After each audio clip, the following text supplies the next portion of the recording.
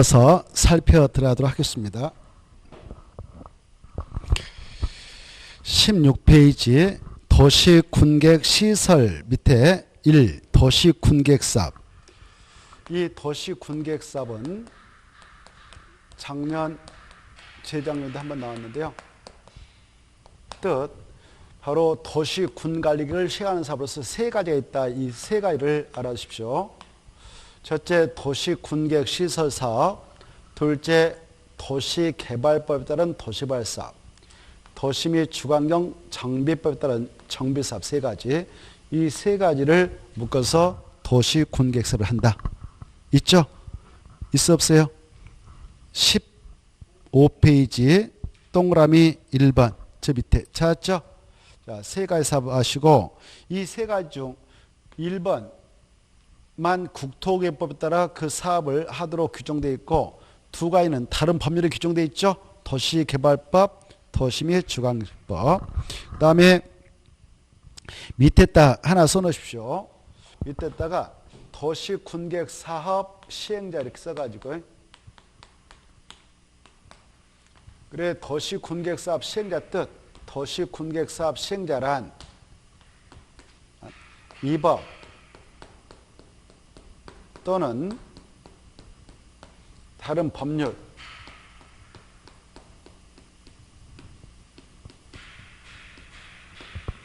다른 법률에 따라 도시, 군, 계획, 사업을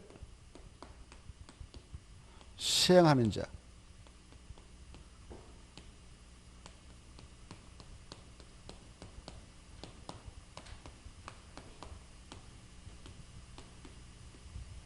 네, 도시군객사업 시행자 뜻입니다.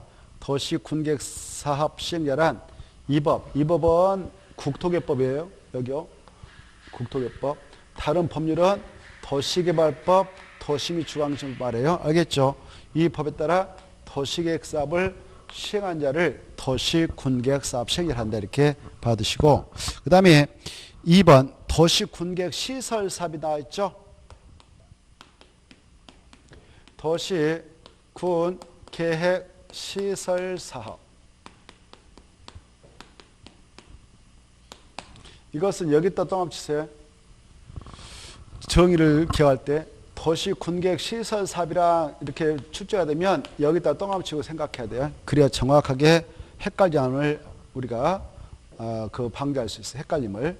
그래 도시군객시설사업이란 이것을 설치, 정비 또는 개량 사업이다. 알겠죠? 이게 뭐예요? 도시군객시설이. 근데 시험에 나왔어요. 기반시설이라고. 그럼 틀리겠어요? 기반시설이 아니라 뭘? 도시군객시설을 이렇게 좀 봐두시고 그 다음에 넘어가서 그러면 이 도시군객시설이 뭐냐? 도시군객시설은 기반시설 중 도시군가로 결정된 시설 그렇게 봐두시면 되겠죠? 가로 2번 1번 기반시설. 이 기반시설이라고 하는 거 종류가 많습니다. 이 종류는 여러 번 써보시고 자주 읊어두시기 바랍니다. 그리고 거기서 하나 용어가 좀 개정됐는데 자동차 및 그 박스 안 들어가면 교통시설로서 도로, 철도, 항만, 공항, 주차장, 자동차 정류장, 기회도 그 다음에 자동차 및 건설기의 검사시설 있죠? 이걸 마지막 거 하나 갈피쳐버리고 이렇게 수정합니다. 그 자리에다 용어를 좀 바꿔쳐서 차량 검사.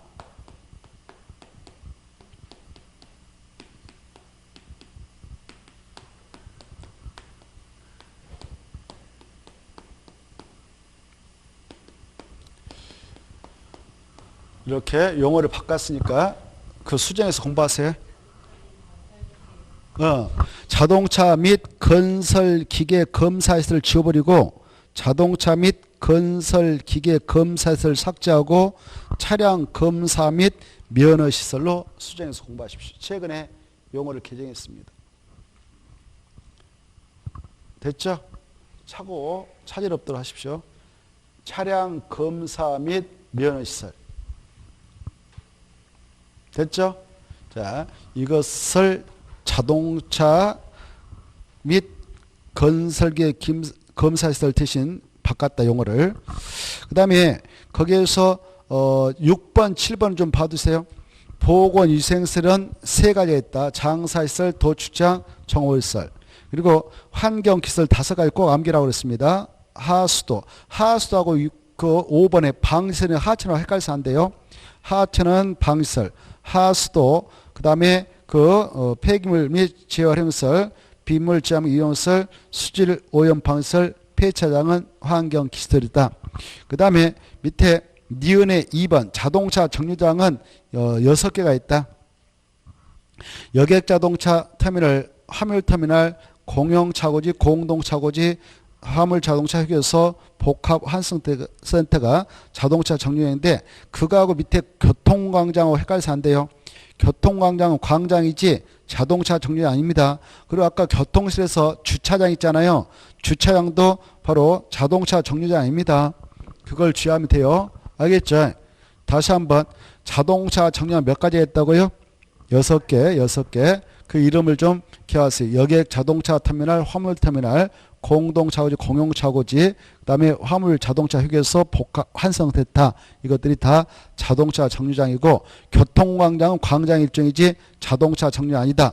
주차장도 자동차 정류장 아니다. 자, 아까 위에 교통시설이 있었죠? 그거 주의를 합니다. 그 다음에 이제 광역시설 있죠? 이 광역시설은 기반시설 중에서도 오른쪽 넘어오면 둘이상의 특광, 특특, 시군호, 관역에 걸쳐 있는 시설은 도로, 철도, 광장, 녹지, 방송, 통시설, 공동구, 유료 저장 및 소음시설, 하천, 이런 것들이 다 광역시설입니다. 또 왜 둘이상의 특광, 특특, 시군이 공동으로 이용한 시설인 항만, 공항, 그 다음에 자동차 정류장, 공원, 문화 및 문화시설, 그 다음에 쭉 내려서 장사시설, 도축장, 폐기물 처리 및 재활용시설, 이런 거, 폐차장, 이런 거 다 뭐다고요? 광역시설이다. 광역시설은 반드시 몇 개 이상의 지자체와 관련 있는가? 둘 이상 이렇게 받으시면 되겠고, 그 다음에 3번. 공동화 나오는데, 공동구는 반드시 지하에 때만 설치합니다. 어디다만 설치한다? 지하. 이 파트 한 번도 안 들으신 분 손들 보세요. 이 파트 했죠? 안 했죠? 처음이죠? 그래서 지금 자세하고 있습니다. 자세하고. 그래서 천천히 지금 자세하고 있어요. 꼭 학교 가셔야 되니까. 자, 공동구. 공동구는 이렇게 도로가 있다. 땅 위에 도로가 설치됐다. 지금 우리가 도로 밑으로 들어왔다 합시다. 저 위에가 도로가 있다 생각하고. 그러면 공동은 똑같이 이렇게 생겼어요. 가서 보면. 이렇게 터널처럼 쫙 있습니다. 터널처럼 이렇게 딱 있어요. 도로 밑에. 이렇게. 그래서 여기다 이 땅속에다 묻을 수 있는 것은 지하 매설물이라고 하거든. 지하 매설물. 예컨대 수도 파이프, 전기선, 통신 전화선, 하수 파이프 이런 것들을 공동 묻는단 말이야. 이걸 지하 매설물이라고 그래. 지하 매설물을 공동으로 이렇게 공동으로 여기다 집어넣자. 이걸 수용이라고 수용. 집어넣는다고 뭐라고 한다고요? 수용. 수용하기 위한 터널 같은 그런 공간. 이걸 공동으로 하고 공동. 뭐라 한다고? 공동구. 알겠죠? 이 공동을 반드시 어디다만 설치하냐? 지하에다만. 이렇게 지하에다 설치를 해 놨다면 지상에다는요. 전봇대 같은 거 설치되었다고 이걸 철거하고 집어넣습니다. 그리고 이걸 설치된 후에는 여기다 이런 걸 설치하지 못하면 법적으로 규제해버립니다. 그렇게 하게 함으로써 없어지잖아요. 미관도 개선할 수 있고 도로 구조도 보존할 수 있고 그 다음에 교통 원활성을 기할 수 있지 않겠습니까? 그런 목적 가지고 지하에다 설치를 해놓고 있는 시설물이에요. 알겠죠?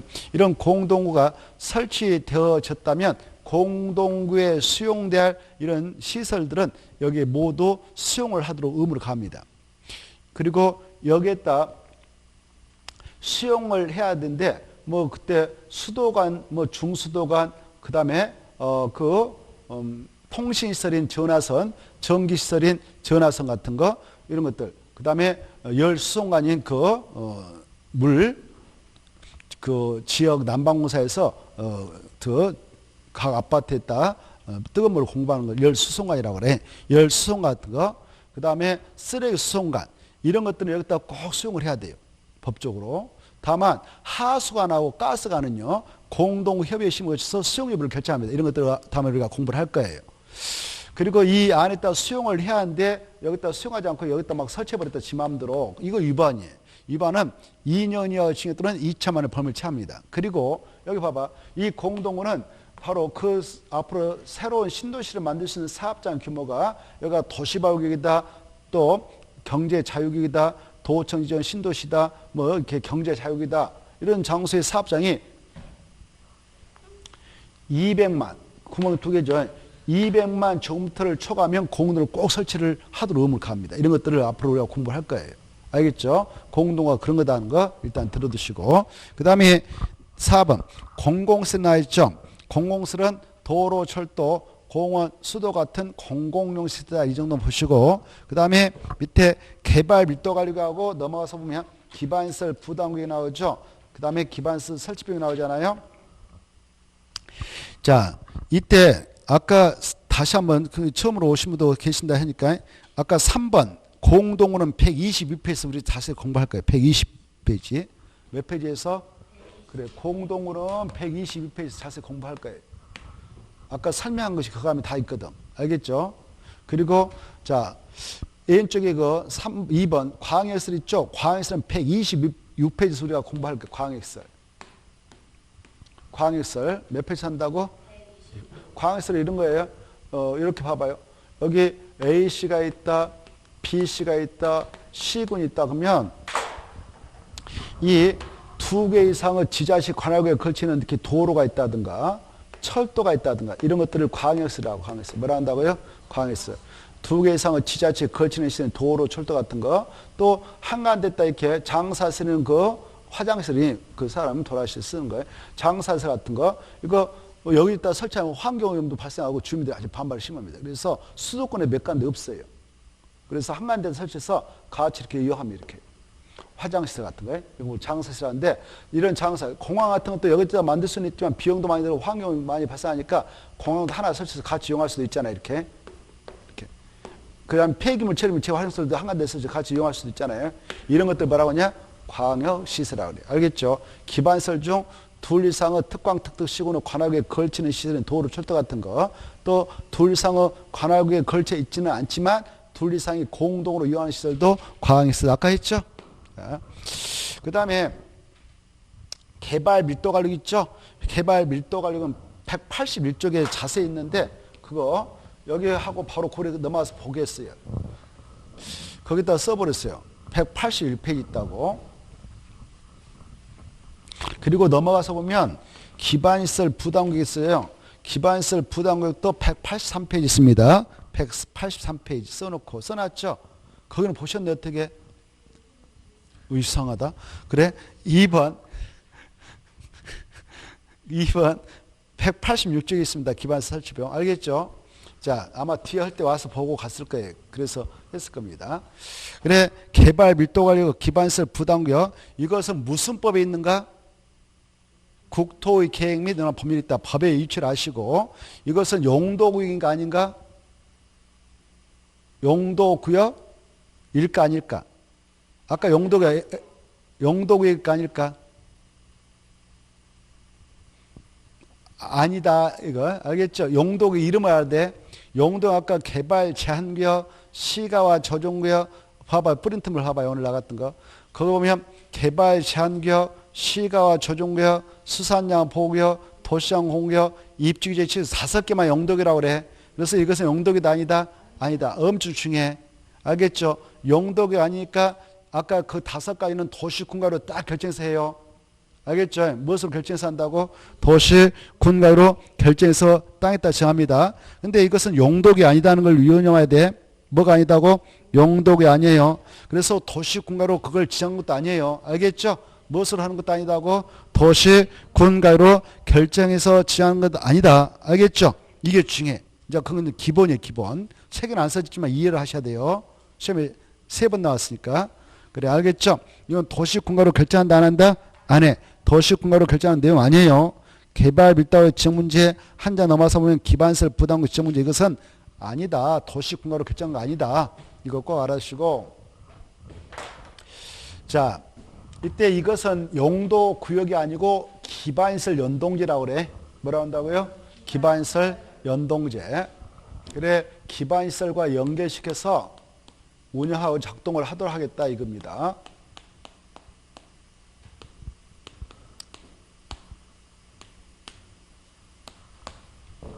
그래 이때 개발 밀도 관리가 있고 2번 기획을 정리해 버립시다. 다음에 시간 아끼기 위해서.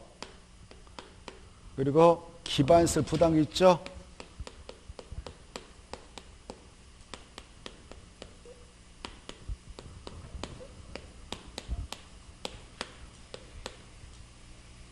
이것들을 지정한다. 그때 우리 땅에다 지정하는데 지정할 때는 도시 군가로 결정한다 안 한다? 안 한다 그랬어요. 그리고 이것은 기반시설과 연계시켜서 운영하고자 정한다 해서 기반시설 연동제지 용도 구역은 아닙니다 그랬습니다. 그러면 이것은 어떤 의미의 구역으로 지정을 하는가? 여기에 힌트가 보여요.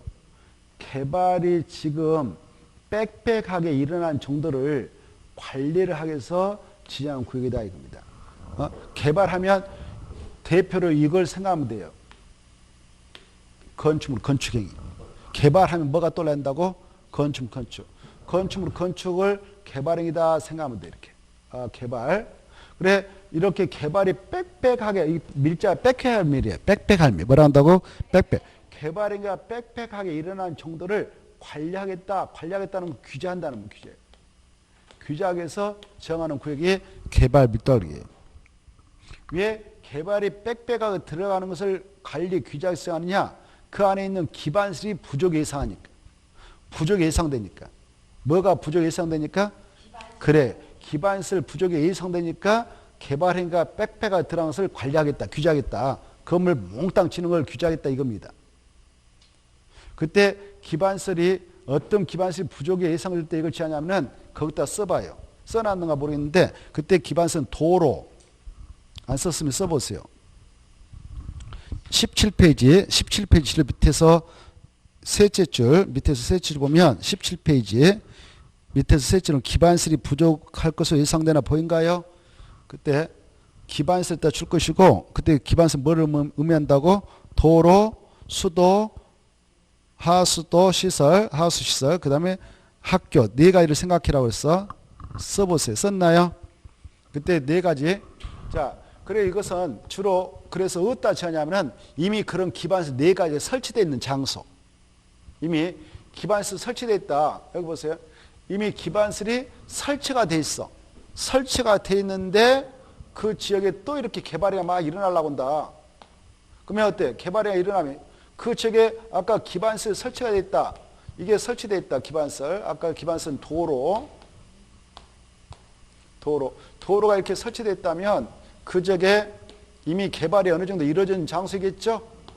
기반시설이 설치되어 있다는 것은 그 지역에 이미 개발행위가 이루어졌단 말이에요. 이렇게 도로가에 개발행위가 쫙 건물이 세워졌다. 이렇게 개발행위가 있었기에 그 지역에 필요한 양만큼 개발행위에 따라 기반시설도 설치되어 있습니다. 이렇게 도로도 만들어져 있죠. 땅속에 수도도, 하수 시설도 또 학교도 만들어졌단 말이에요. 학교. 이런 수도, 하수도 같은 시설, 하수시설. 이건 기반시설이라고 해요. 하수시설. 알겠죠? 이런 것들은 이미 개발이 이루어졌다면 이것도 함께 들어가는 거야. 함께. 이거 없으면 개발행위 해가지고 살 수가 없잖아요. 그래서 이 개발행위가 이미 1차로 이루어졌어. 이렇게 1차로 이루어진 적은 주로 어디냐면은 용도적이 여기에요. 주거적이라든가 상업적이라든가 공업적이에요. 알겠죠? 그래 전 국토가 이렇게 생겼다면 도시적이 있고 관리적이 있고 그 다음에 롱림적이 있고 그 다음에 재는 보정이 있습니다. 그랬고 도시는 다시 주거적, 상업적, 공업적, 녹적으로 구분 지정해서 이용하고 있습니다. 그래서 이런 지역 중 나름대로 이미 기반시설이 어느 정도 설치되어 있고 개발행위가 끝난 적은 이 지역이에요. 주거적, 상업적, 공업적이에요. 알겠죠? 그 지역은 이렇게 개발행위가 1차로 이루어져 가지고 도로도 만들어져 있고 공원도, 녹지공간도 수도도 하수도도 학교도 만들어졌어. 뒤에도 어느 정도 개발이 이루어졌어 이렇게. 근데 이 책의 후발 주자들이 다시 저층으로 돼 있는 건물 사가지고 부셔가지고 다시 집을 짓는다 이렇게 개발해야 한다. 개발을 이렇게 새롭게 한다면 이 뒤에 흐미진 거 싹 밀어가지고 이렇게 한다면 개발에 빽빽이 틀어져. 이걸 관리하겠다 해서 정합니다. 이렇게 개발에 몽땅 이렇게 나면 여기 또 사람이 많이 들어와서 살게 되지 않겠습니까? 이렇게. 그러면 이 지역에 기존에서 인구가 증가할 수밖에 없어 이렇게. 인구가 증가하면 남녀가 입을 들고 들어오고 차를 승용차를 가지고 들어오니까 이 지역에 변화 발생해. 도로에는 차량이 몽땅 증가해서 현재 지대는 현상이 발생할 수 있어서 이때는 도로가 부족이 예상되죠. 이렇게 해발행위가 있게 되면 도로가 부족이 예상되죠. 수도에 대한 수량도 증가하겠죠. 입이 증가했으니까 수도가 부족할 수도 있죠. 시설 역량이. 하수 발생률 증가인데 기존의 하수 시설이 부족할 수도 있죠. 학생 수는 증가할 거 아닙니까? 남녀가 들어왔으니까. 그래서 학교의 학생 수용률 부족이 예상되죠. 이럴 때 이렇게 표현해. 개발로 인하여 기반시설이 부족할 것으로 예상된다. 예상되면 어떻게 하면 되냐? 바로 기반시설을 더 설치하면 되잖아 이렇게. 근데 이게 곤란하단 말이야.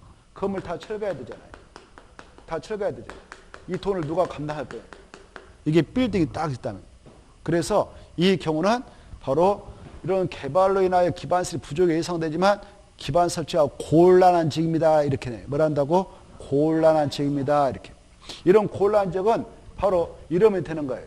곤란한 지역은 더 이상 설치가 곤란하니까 이 구역에 사후에 이런 건물을 지게 된 친구들 그냥 그대로 법대로 건축을 하게끔 허용하지 말고 규제를 더 강화해버리자. 규모를 적게 되도록 해버리자. 그러면 인구 증가율이 둔화 감소되어서 기존의 도로, 수도, 하수도, 학교 같은 기반시설 용량이 부족하지 않고 운영되지 않겠냐 해서 지정을 할 수 있는 게 이거예요. 뭐라고? 개발 밀도 관리형. 그러면 개발 밀도를 딱 지정 고시해버렸다라고 했을 때 효과, 어떤 효과가 발생하도록 하냐? 이 안에 들어가서 이거 지정한 후에 이 안에 들어가서 개발행위 건축물을 건축할 때는 규모의 제한을 세게 가하기 위해서 건폐라고 용적률을 강화하는 효과가 있도록 해버리자 이렇게 하고 있어요. 알겠죠? 건폐율과 용적률이 강화된다는 것은 건물을 적게 지어라 그 말이에요. 알죠? 건폐율 뜻 알죠? 건폐율은 대지 면적에 대한 건축 면적 비례예요. 그래서 대지 면적이 100평이라면 평형을 써서 안 되지만 기존에 그 안에 건폐율이 70% 적용했다. 근데 이 개발 밀도가 지정되면 더 강화돼 버려. 강화되니까 뭐 50으로 줄어들 수 있고 40으로 줄어들 수 있어요. 그러면 어때요? 건축면이 적어질 것이고 용적률의 경우는 법에서요 명식으로 야 그 용도적에 적용하고 있는 주거적, 사업적, 공업적에 적용되는 용적률의 50% 강화 적용할 수 있다라고 법에 규정되어 있거든. 몇 번까지요? 50까지. 그러니까 이걸 지정해버리면 그 용적률이 절반이나 줄어듭니다. 예컨대 원래는 200%가 적용됐는데 100으로 줄어들어요. 300에 되면 또 150으로 이렇게. 그러면 건물 크기가 절반 줄어든단 말이에요. 알겠죠? 절반 탁 줄어들어.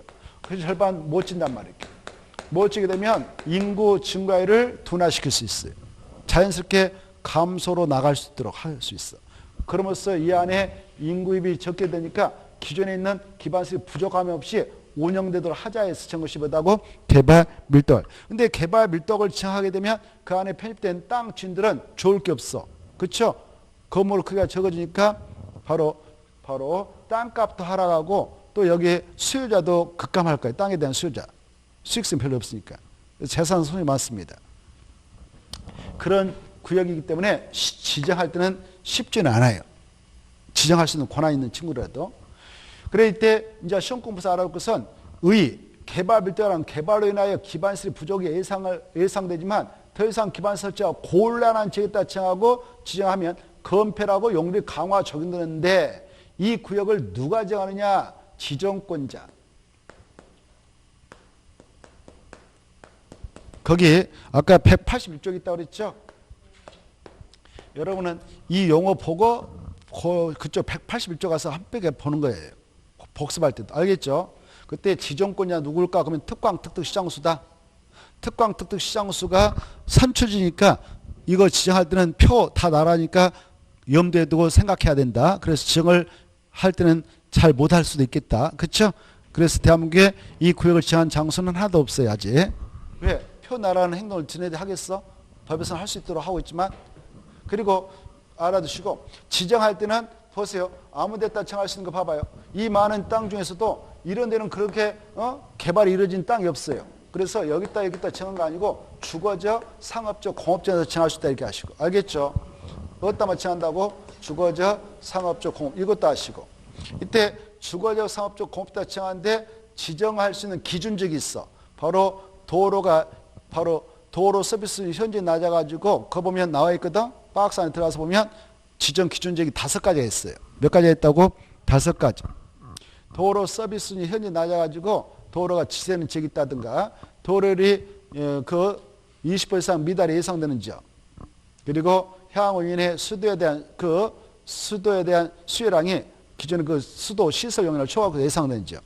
향후 인해 하수 발생량이 바로 그 기존의 하수 시설 용량을 초과해서 예상된 지역. 향후 인해 학생 수가 학교 수용 20% 이상 초과해서 예상된 이런 지역에다 정할 수 있는 게 뭐라고요? 개발 밀도가. 이건 꼭 지정할 의무는 없어요. 지정할 수도 있고 안 할 수도 있어요. 알겠죠? 그리고 이 지정권자인 이자들이 봐보세요. 특광 특특 시장소가 지정할 때는 아까 그런 지정 기준 지역에다 지정을 하게 되는데요.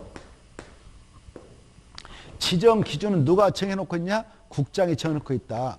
누가 정한다고요? 국장. 그리고 여기 봐보세요. 지정권자 지정할 때는 주민 의견 들을까 안 들을까? 그래. 주민 의견 듣게 법에서 규정해놓고 있다. 그러면 주민 의견 듣게 되면 주민들이 가만히 있겠어? 아니면 날쳐버리겠어? 그렇죠. 그래서 아예 그런 경우수가 발생하지 않도록 주민 의견 청취 규정을 두고 있지 않다. 이게 중요해요.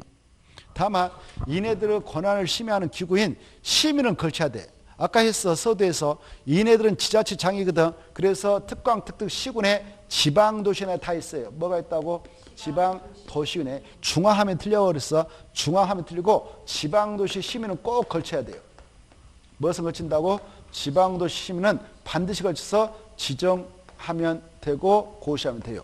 이렇게 고시하면 그 효과로서 아까 말씀드렸죠. 바로 건폐율이 강화되는데 특히 용적률의 경우는 얼마까지 강화되는 효과가 있도록 되어 있냐? 50%까지 강화되도록 하는 그 명시적 규정을 두고 있다. 여기까지 하면 되는 거예요. 알겠죠? 그리고 지정할 때 만약 지정한다면 분쟁이 발생하지 않도록 야, 내 땅이 개발 밀도관리 아니야. 이렇게 분쟁을 또 일으킬 수 있으니까 경계를 정확하게 구분해서 정합니다. 여기까지가 개발 밀도이다. 예컨대 뭐 하천이 있다든가 도로가 있다든가 이런 것들을 경계선 삼아서 분명하게 지형점을 이용해서 경계선을 명확하게 설정해서 지정하셔야 된다는 거 생각하시면 되겠습니다. 간단하죠? 그러면 끝났어요. 끝났어요. 할 것도 없잖아요. 지정권자, 특광, 특특 시장소, 지정 기준은 국장이 정하고 지정할 수 있는 용도적은 주상공에 따라 지정할 수 있고 지정할 때는 반드시 지방도시는 시민을 필수로 거쳐야 되고 주민 의견처는 필요 없다. 그리고 지정할 수 있는 기준자 아까 5가지가 있었다. 20 이런 것이 나왔고 2년 이렇게 나왔다. 그렇죠? 그리고 건폐율이 강화되는데 용률은 얼마까지 강화돼도 명시적 규정으로 되느냐? 50. 뭐 할 거 없잖아요. 자, 이 정도 보시고 그리고 이제 중요한 것은 아까 했어. 아까 했지만 또 강조하겠어. 개발 밀도를 시행할 때는 도시 군가로 결정해서 한다 안 한다? 안 한다.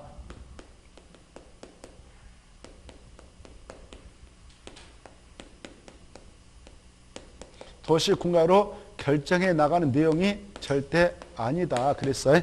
알겠죠? 자. 그리고 여기 와봐요. 이 개발 밀도는 주로 시내에 따라 정하겠죠?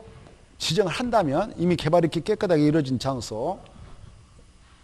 그랬다 정하는데 지금 이제 보려고 하는 이거 기반시설 부담구역. 기반시설 부담구역은 18페이지 용어의 뜻하고 181페이지로 또 가서 보겠어요. 이렇게. 그래 뜻을 보고 고려 갑시다. 알겠죠? 이 뜻을 머리에다 넣어버려야 돼. 뜻은 용어 뜻은. 그래 기반시설 부담구역은 이렇게 생각하면 되겠어. 여기 봐보세요. 기반시설 부담구역은 이 구역을 지정해 가지고 기반시설을 거기다 깔아주는 거예요. 깔아주는. 그래 기반시설 설치하니까 그 지역에 여기 봐봐. 기반시설 부담구역을 지정하게 될 때는 그 장소에 기반시설 설치가 돼 있겠어? 아직 안 돼 있겠어?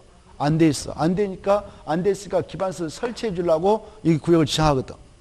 이 기반시설 설치한다. 이때 기반시설 설치할 때 이런 기반 도로, 공원 이런 거 누가 설치하냐? 그 지역의 지자체장이 지자체 예산 갖고 하는 거예요. 서울은 서울특별시장이 서울특별시 예산 지고 서울특별시 안에 도로 설치하고 공원 만들고 녹지공간 그런 거 하죠. 여기 세종시 같은 경우는 세종특별시장, 또 인천광역시는 인천광역시 이렇게 각각 지자체장이 자기 관할에 사는 겁니다. 부산은 부산광역시장 이렇게. 지도 갖고 가겠어. 부산광역시 예산 갖고 가겠어. 예산 가지고. 그렇게. 근데 이 구역을 지정하게 되면요. 그 지자체에서 그렇게 예산 가지고 쫙 기반시설 설치해 주지만 그때 이 안에 땅을 가지고 계신 분들이 거기다 건물을 신축하고 증축할 때는 지금 시에서 계획적으로 기반시설 딱 깔아줬기 때문에 논밭에다가 땅값도 올라갔단 말이에요. 그래서 우리 민간일도 이 안에서는 기반시설 설치비용을 좀 내야 된다 해서 용어를 민간한테 부담시킨다 해서 이걸 기반시설 부담이라고 그래요. 누구한테 부담시킨다고요? 민간에게도 여기에 설치할 비용이 1,000억이 나왔다 그러면 1,000억에 20%를 분배해서 부담시켜버리자. 그래서 민간에게도 부담을 시키려고 용어를 기반시설 부담 그렇게 했던 것입니다. 자, 그럼 이제 여기 보십시다. 이 기반시설 부담구역의 뜻을 먼저 정확하게 이해하고 그 다음에 나머지 관련된 내용을 정리하면 되겠는데 기반시설 부담구역이라는 게 뭐냐? 기반시설 부담구역이란 개발 밀도가격 예후지역에다 정한다. 이게 중요해요. 어디다 정한다고? 개발 밀도가격 예후지역에다 정한다. 예란 말이 아주 중요해. 무슨 구역이에요? 개발 밀도가격 예후지역. 여기 네에 따라 지정 못하는 거예요. 그래서 이 내용에 근거하여 개발 밀도가격하고 기반시설 부담구역은 같은 지역에 중복해서 겹쳐서 중첩해서 정할 수 있다 없다? 없다. 이게 핵심이에요. 이게. 이 내용에 근거해서 그러는 거예요. 이걸 가지고 2번 냈어 최근에. 알겠죠? 그건 꼭 알아주셔야 돼. 양 구역은 같은 지역에 중첩해서 정될 수 있다 없다? 없다. 꼭 알아주시고. 그래 개발밀도 예후적으로서 어디다 정하느냐? 이렇게 개발로 인하여 그러면 건축물을 건축으로 생각해라 그랬어. 개발로 인하여 기반시설 설치가 필요한 지역에 하는 거야 이제. 기반시설 설치가 뭐 한 지역에 한다고? 그래 필요한. 그래 설치가 필요한 지역에 따라 합니다. 아까 여기 봐봐요. 여기는 기반시설 설치 이런 거. 기반 설치가 추가로 이렇게 설치가 곤란한 지역에 한다고 그랬죠. 도로 이상 더 이상 설치 곤란하다. 그렇죠. 이건 설치가 곤란한 지역. 여기다 지정하고 이것은 설치가 필요한 지역에다 지정한다. 필요한 지역은 아직 기반시설 설치가 안 됐기 때문에 설치가 필요하죠. 그러면 여기 봐봐요. 이때 이 기반시설 부담구역이 지정이 되어지게 됐고 그 안에 설치를 필요한 기반시설이 있을 건데 이때 기반시설 부담구역에 설치가 필요한 기반시설 뭐가 있나? 7개를 꼭 암기해야 돼. 몇 개? 7개. 7개 보세요. 7개가 이거예요. 자, 여기 도로 하나 머리에다 넣고 뭐가 있다? 도로 하나. 그 다음에 보세요. 공원 둘. 그 다음에 녹지공간 완충 녹지 같은 녹지 3. 그 다음에 이제 이게 중요해. 네 번째 학교. 뭐 유치원도 좋고 초등학교도 좋고 중학교도 좋고 고등학교도 좋아. 근데 이걸 학교라고 하는데 여기 꼭 대학교까지 캠퍼스 만들어가지고 대학교를 만들려고 이거 지정을 하느냐? 대학은 필요 없는 거예요. 이게 중요해. 이게 핵심이에요. 대학을 제한 학교가 설치가 필요해서 제한다. 이거 시험에 3번 나왔어요. 무엇은 포함하지 않는다고요? 대학. 알았어요. 대학은 설치를 필요한 기반시설에 포함되지 않고 제한다. 이게 핵심. 네. 도로, 공원, 녹지, 대학을 제한 학교. 그 다음에 수도, 땅속에다 묻겠죠. 수도. 하수도, 땅속에다 묻겠죠. 그 다음에 여기 사람들이 들어와서 살게 되면 쓰레기가 나올 거 아니에요. 그래서 폐기물 처리 및 재활용시설. 알겠죠? 이런 7가지는 좀 머리다 넣고 뭐까지는 아니다고? 대학은 아니다. 이게 중요해. 그래 이런 기반 설치가 필요한 지역에 따라 정해서 이런 기반시설 설치와 그에 따른 용지를 확보 트랙에서 지정 고시해야 되는 것이 기반시설 부담구역이다. 이렇게 딱 해야 돼. 2가지가 여기서 중요해. 개발 밀도가 이어지겠다만 지정하기 때문에 양구역은 중첩에서 지정할 수 없다. 같은 재개. 그리고 이것은 기반 설치가 필요한 지역이다 지정하는데 그때 설치를 필요한 기반설은 7가지가 있는데 7가지 중에는 대학은 줘야 된다. 딱 가다 쳐버리면 게임은 끝났어요. 게임 끝났어. 게임 끝났다. 그러면 보세요. 여러분 땅이 여기 있어. 여기 있을 때게 이 봐보세요. 여기 있는데 기반설 부담을 지정했다. 아까 개발 밀도가 지정하면 건폐용률 강화 적용돼서 땅값 떨릴 수 있다고 그랬죠. 그리고 땅을 구입하려고 하는 수요자도 급감할 수 있다고 그랬죠.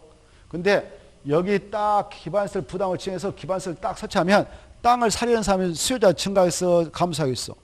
증가하죠. 바로 기반설 다 설치되어 있는 땅이니까 와서 땅 사고 건물만 떡 신축하고 증축하면 사람들 들어와서 막 이제 수익성 엄청 창출할 수 있잖아요. 그래서 이걸 지정하게 될 때는 기분 나쁠 거 없어요. 여기 주민들. 그렇죠? 그렇죠? 그래서 이 구역을 지정할 때는 주민 의견 꼭 드려야 된다. 다만 여기서 신축하고 증축할 때는 돈은 좀 내야 돼요. 돈은 내야 되니까 알고는 계셔야 돼. 그래서 주민 의견 꼭 드려야 돼요. 알겠죠? 이거하고 차이점 그거예요. 이거하고 차이점. 이게 핵심이에요. 기반설 부담구역은 주민 의견 듣고 지방도시의 심의를 꼭 거쳐서 지정고시 하는데 이것은 주민 의견 듣지 않는다. 이런 차이점을 생각하면서 정리하면 되겠어요. 그리고 보세요. 여기 봐봐요. 여기 개발 밀도가 아까 지정할 수도 있고 안 할 수도 있기 때문에 지정된 곳이 없어요. 현실적으로는. 근데 이 기반설 부담구역은요. 우리 법에서 이 지역을 권하고 있는 특강 특등 시장소 너네들 지역에 이렇게 개발로 인하여 기반설 설치가 필요한 적이 있다면 반드시 지정해라. 지정해서 계획 만들어가지고 계획대로 이걸 딱 깔아주라. 그래서 이 구역은 일정한 사유가 있다면 꼭 지정해야 된다라는 의무적 지정 대상적을 두고 있어요. 뭘 두고 있다고? 의무적 지정 대상적. 의무적 지정 대상적을 법에 두고 있습니다. 여기 봐봐요. 의무적이다 그 말은 지정해야 한다 그 말에 뭐 한다고? 지정해야 한다 그 말에 이러이러한 지역이 있으면 지정해야 한다 이걸 의무적이라 합니다. 알겠죠? 지정해야 한다. 그러면 어떤 지역에다 지정을 해야 되냐? 여기 봐봐요. 자기에 관할 지역에 갑작스럽게 개발행위가 막 일어날 것 같아. 개발행위 막 여기 아파트가 막 들었을 것 같고 이렇게 막 들었을 것 같아. 원래 지금 개발이 이루어지지 않았던 땅인데 갑작스럽게 개발이 막 일어날 것 같다. 그러면 가만 놔놔야겠어. 계획적으로 기반설부터 깔아놔야겠어. 계획적으로 그렇죠. 그래서 이 의무적 지정 대상적을 4가지로 우리 법에서 규정하고 있는데요. 4가지로 규정하고 있는데 4가지 모두 다 개발행위가 집중 예상되는 지역이에요. 지금. 어떤 지역이다고? 개발행위가 집중 예상된 지역. 그런 지역으로서 4가지가 설정되어 있죠. 여기 봅시다. 이 땅이 원래 지금 법령상 여러 가지 행위잔이 아주 세게 규제되고 있었어. 근데 법령을 개정하고 제정해서 행위잔을 완화하고 해제해 줬어. 그러면 개발행위가 집중돼 가지고 어마어마한 건물이 들었을 수 있겠죠. 그때 건물이 그냥 무계획적으로 막 도로도 엉망인데 들어오면 안 될 거란 말이에요. 선제적으로 기반설을 먼저 설치를 해주자. 그래서 이걸 꼭 지정을 해 나가도록 의무를 갑니다. 의무를 가게. 또 이쪽에 용도적 등이 변경됐어. 예컨대 봐봐. 여기 원래 이 땅이 개발하기 어려운 땅이 자연 녹지가 있다든가 계획과적이었어. 이런 지역은 개발하기 쉽지 않아요. 왜? 아파트도 못 치죠. 그래서 아파트 건설에서 사들이지도 않아. 근데 예측이 용도가 변경됐네. 어떻게 변경됐냐? 아까 자연 녹지 계획과적이 아파트를 질 수 있는 제2종 일반축으로 변경옷이 됐어. 제3종 일반축으로 변경옷이 되면 아파트를 질 수 있는 아주 좋은 땅이 되니까 아파트 건설에서 앞다퉈서 이 땅을 사서 아파트 질 거란 말이야. 그도 나눠야 되겠어. 계획적으로 기반설부터 깔아야 되겠어. 그렇죠. 기반설부터 설치를 해놔야 되겠죠. 그래야 아파트가 들어도 모양스럽게 이 도시공간 조성되지 않겠습니까? 그래서 지정을 해버려라. 그러면 보세요. 이 기반설 부담을 지정해버린 것하고 안 한 상태는 어떤 차이가 있냐 법적으로. 이걸 지정해버리면 그 안에서는 아까 개발행위 있잖아요. 나 아파트 질래요. 건물 질래요. 이런 사람들 거 허가 안 내줘도 돼요. 기반설 부담으로 지정된 구역에 대해서는 법적으로 개발행 허가를 제한할 수 있어요. 최장 5년 동안 허가 못 받아 막을 수 있는 법적 규정을 두고 있습니다. 몇 년 동안 막을 수 있다고요? 5년 동안. 그래서 근데 이 기반설 부담 묶여있지 않으면 그냥 아까 계획과제가 그렇게 나눠 있으면 할 수가 없는 거예요. 개발행 허가를 함부로 제한 못해. 함부로. 알겠죠? 그래서 이렇게 기반설 부담을 딱 정해버리면 이 안에서는 개발행 허가 못 받아 막을 수 있어. 이렇게 봐봐. 막은데 막아놓고 이걸 지정 고시했던 지정권자께서 1년 이내 이 안에 들어설 기반설 아까 7가지 있었잖아요. 기반설을 이렇게 앞으로 계획적으로 설치를 할 겁니다. 라고 계획을 수립해. 몇 년이에요? 1년에. 1년에 계획을 수립해가지고 수립됐다면 이 계획대로 기반설 설치하지 않겠습니까? 이걸 지정했던 특광특특시장수가 이 계획을 짜가지고 계획을 수립해서 계획대로 예산 들여서 딱 순차적으로 이걸 설치해 제공합니다. 그리고 나서 설치하고 나서 이제 바로 이거 설치할 때 하루 아침 할 수 있겠어? 수년 걸릴 수 있어. 수년. 일단 땅 사들여야 되죠. 도로 만들어야죠. 공원 만들어야죠. 초등학교 만들려면 시간 걸려요. 그래서 일단 일에 하나여 3년 동안 허가 못 받아 막아놓고 이거 안 되겠다 싶으면 또 일에 연장해가지고 2년을 더 연장할 수 있어. 그래서 최장 5년 동안 개발의 허가 못 받아갑니다.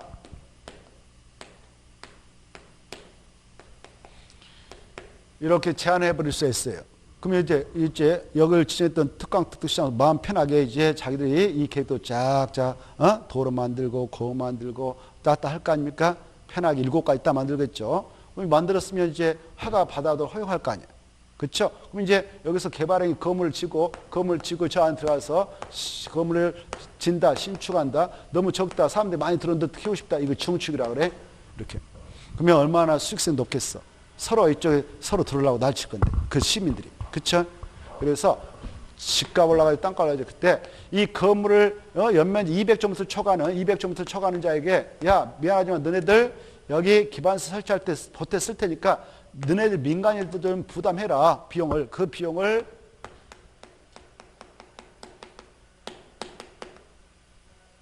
기반설 설치 비용이라고 해.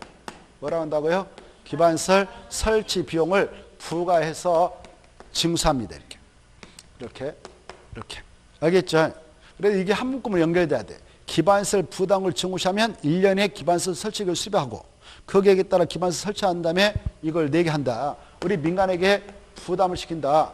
이때 우리 민간에게 부담하게 할 때는 전체 비용 대비 20%를 부과하는데 특광특특시장수는 자기들의 지자체 예산을 감안해서 25%까지 가감할 수 있는 권한이 있다. 이렇게.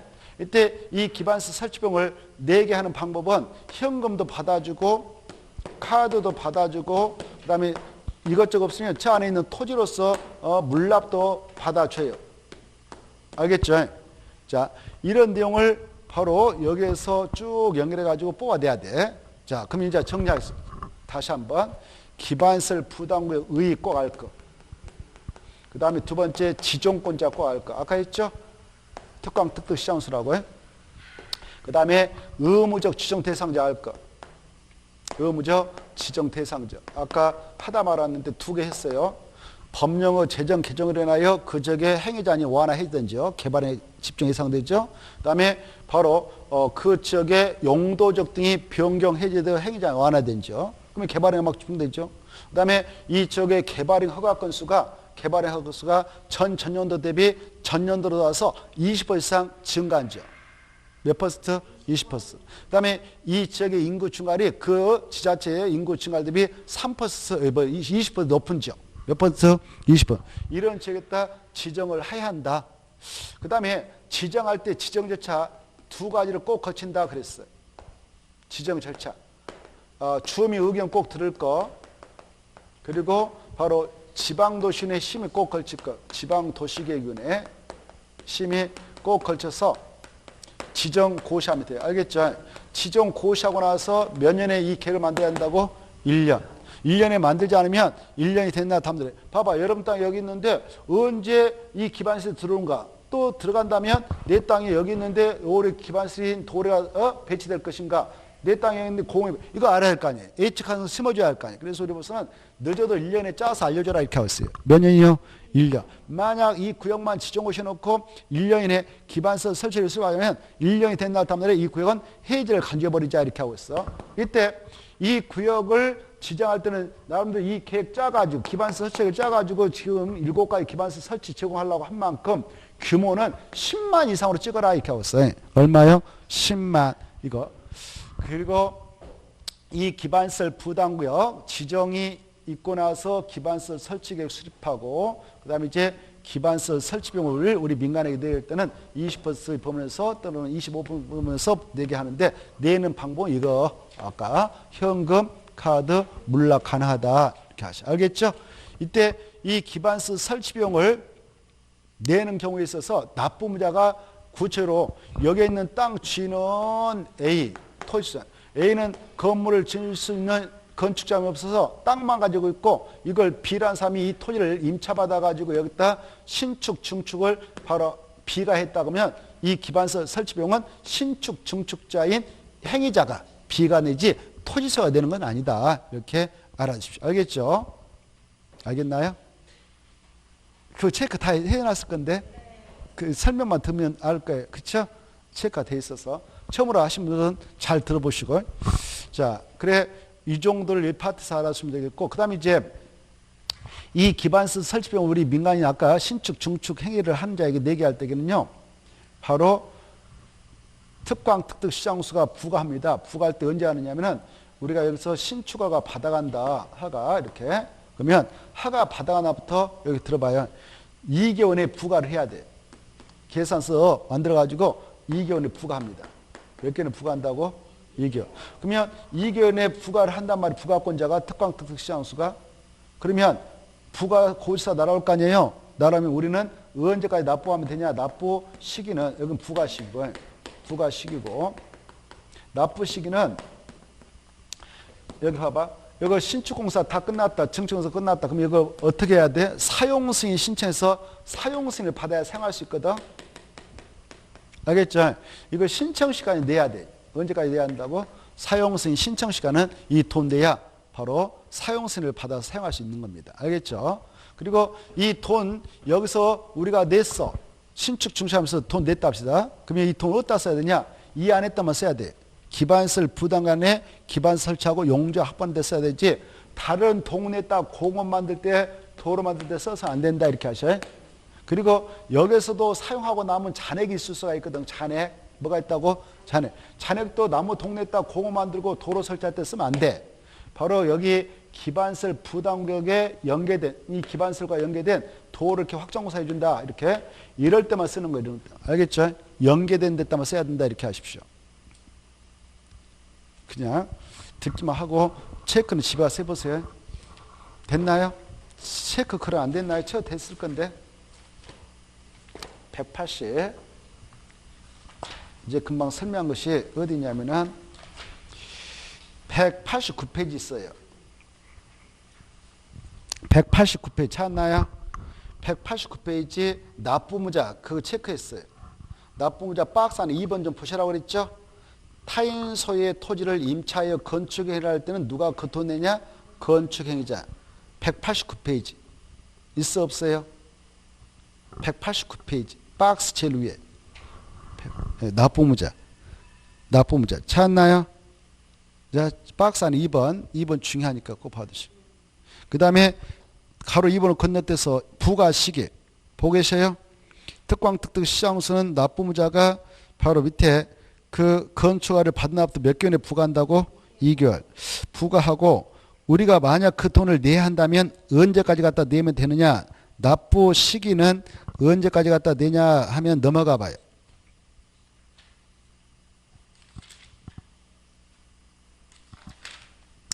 넘어가서 보시면 가로 3번에 동그란 일부 있어. 납부 시기 찾았죠?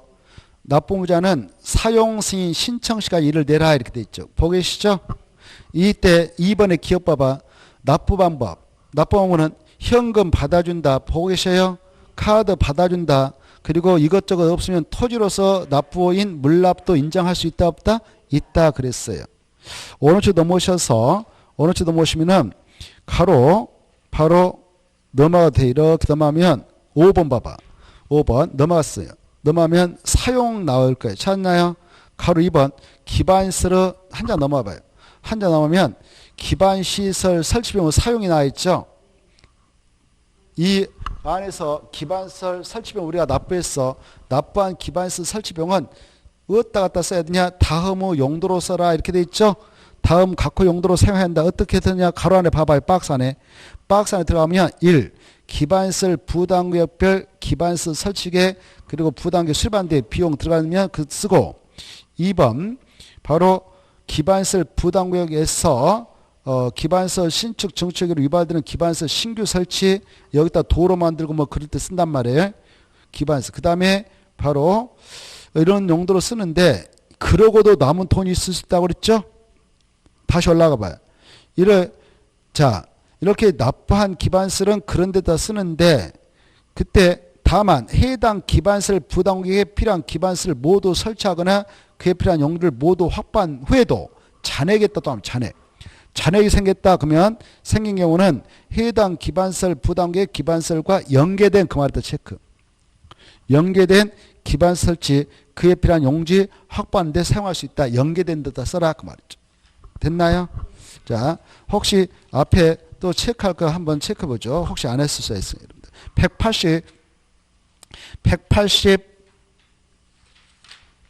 187페이지 봐봐요. 187페이지 제일 밑에 줄 187페이지 제일 밑에 줄 4번 민간개발사업체 부담률 아까 했죠. 몇 퍼센트 부담한다? 20. 넘어가서 보면 25%까지 가감할 수도 있다 이렇게 말씀드릴 수 있어요. 체크했죠. 다시 앞으로 갑니다. 앞으로 가셔서 바로 186페이지 2번 이 기반시설 설치 비용에서 의의를 보면은 의의를 하나 볼까? 의의를 보면 어떨 때 이 돈 되게 하냐? 쭉 가다 보면 신증축 행위로 그 말이 중요해. 뭔축? 신증축. 그 말만 보시면 되고 나머지 읽어보시고 그 다음에 2번에 1번 부가대상 기반시설 부담구역 안에서 기반시설 설치비용 부가대상 건축행위는 밑에 200점부터를 초과하는 신축 증축 행위를 한다. 기존 연면적 포함해서 200점부터 초과하는 신축 증축 행위 할 때만 4개 한다. 다만 기존 건축물을 철거하고 신축하는 경우에는 기존 건축물로 연면적을 초과하는 건축행위만 부가대상으로 삼는다 이렇게 돼 있죠. 다시 앞으로 가셔서 185페이지 3번 꼭 아셔야 돼. 몇 년 이내 기반시설 설치 수배라 1년. 만약 1년이 된 날까지 수립하지 않으면 1년이 된 날 다음날에 해제된 건다 본다. 다음날 꼭 아시고 그 다음에 다시 왼쪽으로 하셔서 박스 안에 1번 몇 점부터 이상으로 제한하느냐 10만 아까 했죠. 그 박스 안에 1번 10만 수치 좀 봐두세요. 그리고 지정 절차 2번 꼭 봐두셔야 돼. 지정 절차상 무엇을 꼭 들어야 된다? 주민 의견 듣고 지방 도시의 심의 꼭 걸쳐서 지정 고시합니다. 그 다음에 위에 의무적 지정 대상적 1번 2번 3번에 A, B 있죠. 이것이 어마어마하게 중요합니다. 이걸 어마어마하게 중요해 가지고 2회 플러스 뭐랬다 내야 된다. 그게 키포인트예요. 또 의무적 지정 대상자 알겠죠? 아까 자세한 설명이 있었으니까 넘어갑니다. 앞으로 가보세요.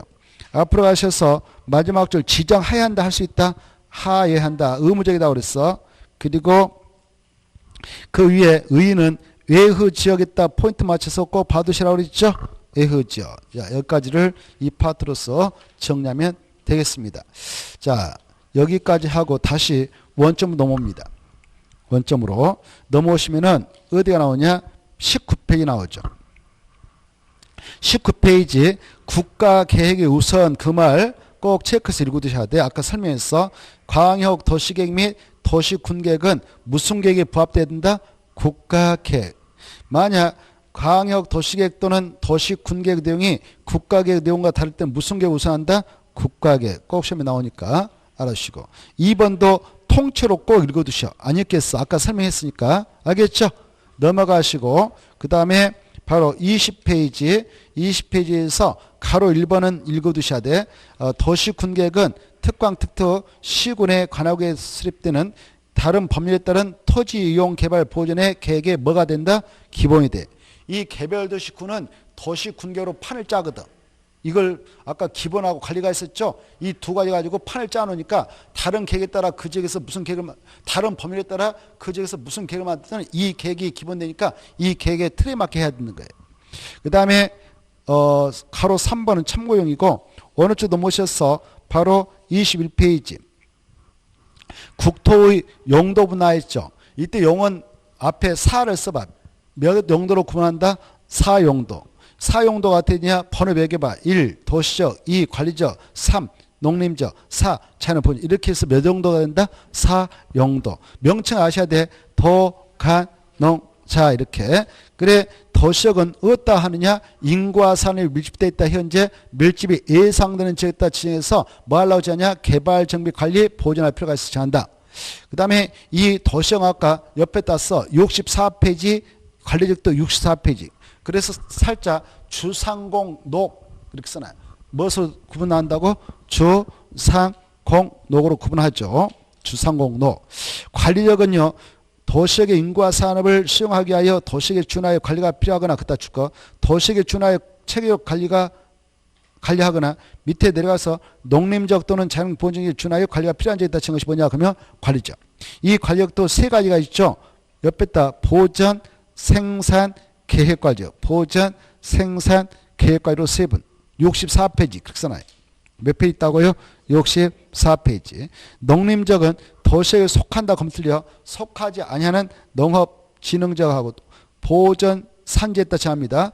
농업진흥적하고 산지합상 보존산지에 정해서 농림을 지으시고 산림을 보존할 필요가 있을 때 제한다. 그 다음에 자연환경 보존은 7가지 목적을 가지고 합니다. 7가지 뭐냐 그러면 자수의 생문수 상 이렇게 써보세요. 자수의 생문수 상. 그래서 해석할 때 자연환경 보전, 수자원 보전, 해양 보전, 생태 보전, 상수원 보전, 문화재 보전과 수산자원 보호 육성이다 이렇게 하는 거 알겠죠? 자 넘어가시고 20 쭉 넘어가도 이제 넘어가보면 25페이지가 나오죠. 25페이지 광역 도시가 나오는데 오늘은 여기까지 하고 다음 주에 하죠. 여러분들 힘드시니까 오늘 좀 몇 가지 하고 마무리 짓겠습니다. 자 수고하시고 다음 주에 뵙겠습니다. 안녕하십시오.